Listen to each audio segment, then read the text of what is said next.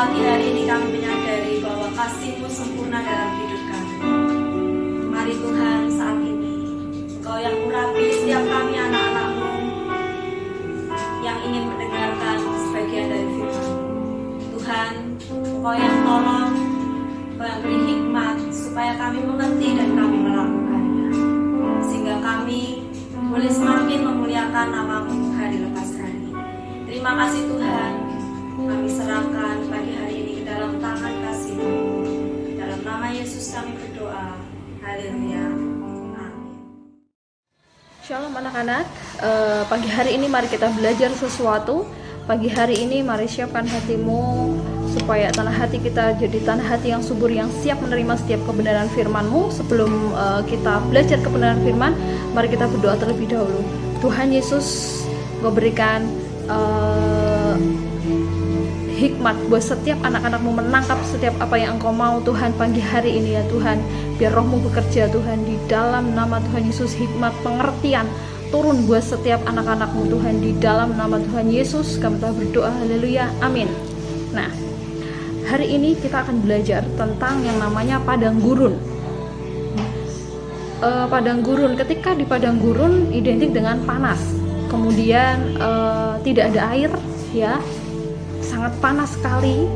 Kalau kita jalan di padang gurun, pasti alas kaki kita juga akan terasa sangat panas sekali ya kalau tidak beralaskan kaki. Nah, Miss mau bahas hari ini tentang padang gurun. Buka di Yehezkiel 20 ayat 10 dan 11. Aku membawa mereka keluar dari tanah Mesir dan menuntun mereka ke padang gurun. Di sana aku memberikan kepada mereka ketetapan-ketetapanku dan memberitahukan peraturan-peraturanku, dan manusia yang melakukannya akan hidup. Nah, Miss ulangi yang 11 ya. Di sana aku memberikan kepada mereka ketetapan-ketetapanku dan memberitahukan peraturan-peraturanku, dan manusia yang melakukannya akan hidup. Nah, ternyata ketika masuk di padang gurun, nah padang gurun itu apa? Ketika kita ngalami sesuatu yang gak enak, ketika kita ngalami sesuatu yang sangat menyakitkan, itu namanya adalah padang gurun dalam hidup kita. Ternyata ketika kita masuk di dalam padang gurun, disitulah benar-benar kita sendiri dengan Tuhan, dan Tuhan itu akan ngajari kita banyak hal. Di ayat 11 tadi berkata bahwa Dia akan memberitahukan peraturan-peraturan, dan manusia yang melakukannya akan hidup. Ketika di padang gurun itu adalah waktu benar-benar kita sendirian dengan Tuhan, berjalan dengan Tuhan, dan di saat itulah Tuhan itu menuntun kita. Dia memberitahukan ketetapannya, Dia memberitahukan apa yang Dia mau dalam hidup kita. Jadi jangan pernah kalian itu jangan pernah kamu dan saya itu keluar dari proses daripada Tuhan. Jangan lari dari pergumulan yang ada dalam hidupmu, walaupun itu sangat menyakitkan. Percayalah Dia itu ada di depanmu. Dia selalu ada, karena Dia adalah Allah yang sangat setia. Nah, kemudian di Lukas 1 ya, kita dibuka di Lukas 1 ayat 80. Alkitab kalian buka ya di Lukas 1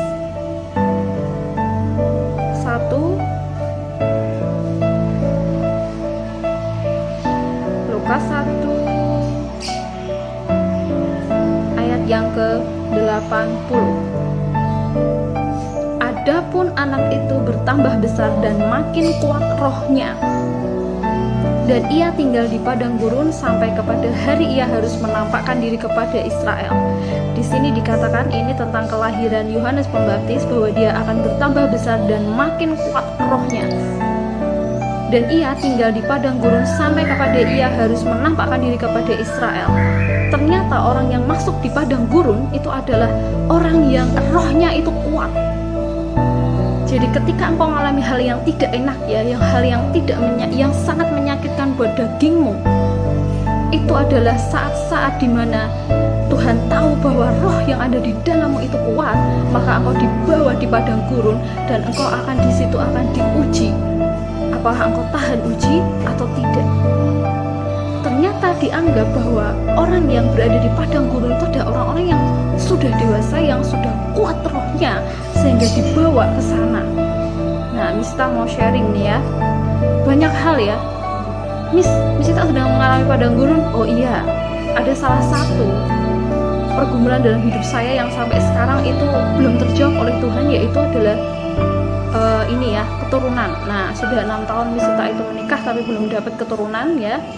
Itu adalah sebuah pergumulan padang gurun dalam hidupnya Miss Ita ya. Banyak sekali omongan di luar sana, kenapa kok kamu belum punya anak?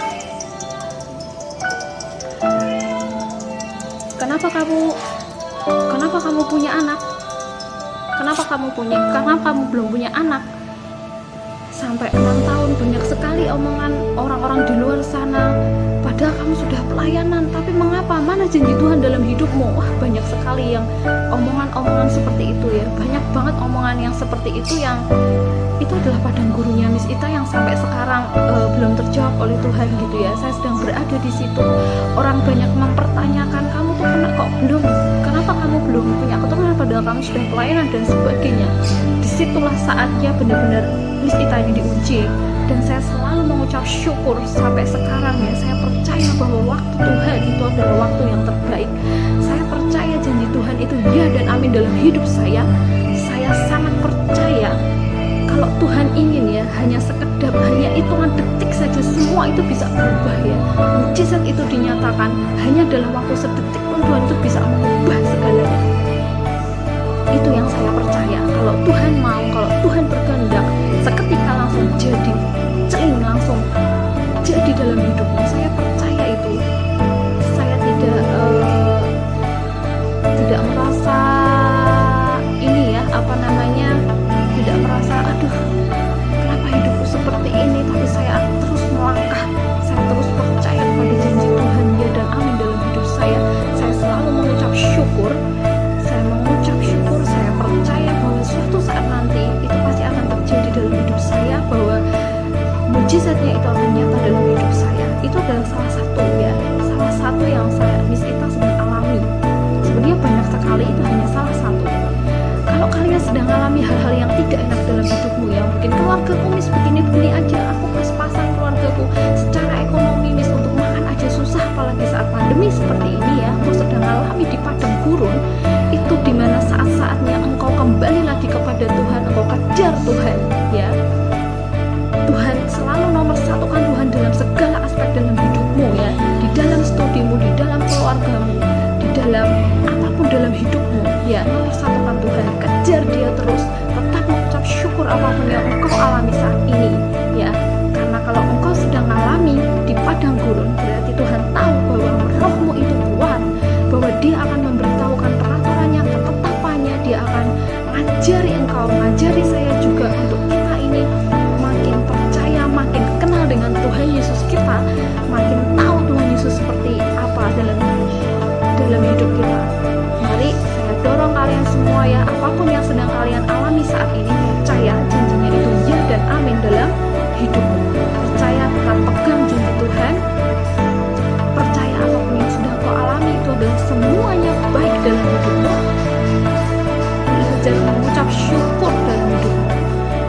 Pagi hari ini anak-anak, kalau misalnya Miss aku gak ngalami padang gurun Miss, nah belajar sesuatu hari ini, apabila suatu saat nanti mungkin kalian akan mengalami padang gurun dalam hidupmu, simpan ini baik-baik bahwa perkataan firman Tuhan ketika ternyata kita dibawa di padang gurun, itu saatnya engkau dianggap sudah dewasa, engkau dianggap sudah rohmu itu kuat, dan Tuhan sedang ingin benar-benar berdua dengan engkau. Tuhan sedang ingin mengajari engkau banyak hal ya.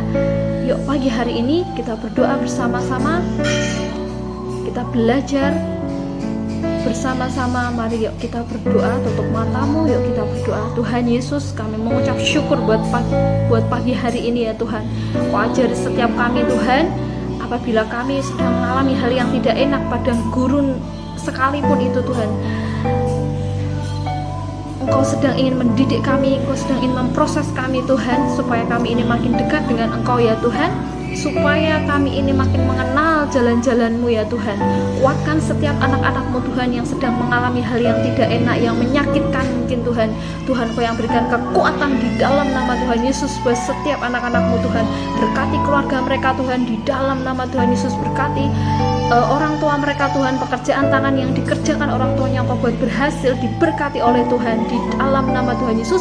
Kami percaya Tuhan setiap janji-Mu itu ya dan amin dalam setiap hidup kami Tuhan.